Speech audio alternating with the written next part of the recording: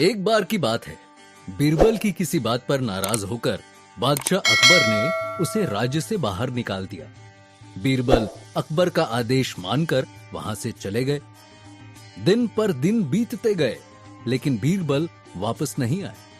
अकबर ने भी बीरबल को वापस नहीं बुलवाया, लेकिन बीरबल के उनके पास न होने पर बादशाह को बीरबल की कमी महसूस हो रही थी।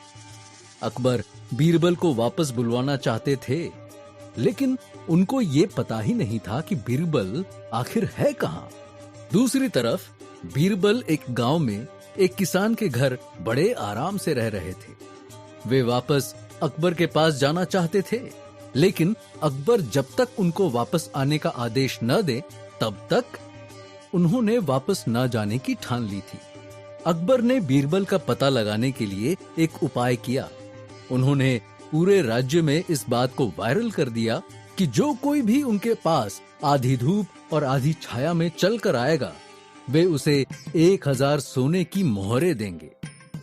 अकबर की ये बात सुनकर राज्य के सभी लोग सोच में पड़ गए, लेकिन कोई भी ये समझ नहीं पाया कि आखिर आधी धूप और आधी छाया में चलकर कैसे बादशाह के पास जाया जा सकता है।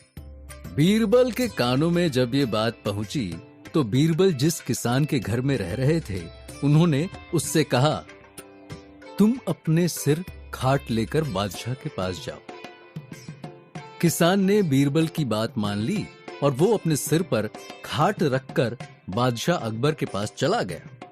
बादशाह के पास पहुंचा और उसने 1000 सोने की मोहरें मांगने लगा। अकबर ने उस आदमी की चतुराई देखकर उससे पूछा, तुम ऐसा नहीं सोच सकते, सच सच बताओ, तुम यहाँ किसके कहने पर आए हो और किसने तुम्हें ये उपाय बताया है? तब उस किसान ने कहा, कई दिनों से एक आदमी मेरे घर पर मेहमान बनकर रह रहा है। उसने ही मुझे ये उपाय बताया और यहाँ आने को कहा। अकबर समझ गए कि वो आदमी और कोई नहीं, बीरबल ही होना चाहिए। उन्होंने फौरन सिपाहियों को उस किसान के घर पर भेजा और बीरबल को सम्मान के साथ वापस ले आने को कहा।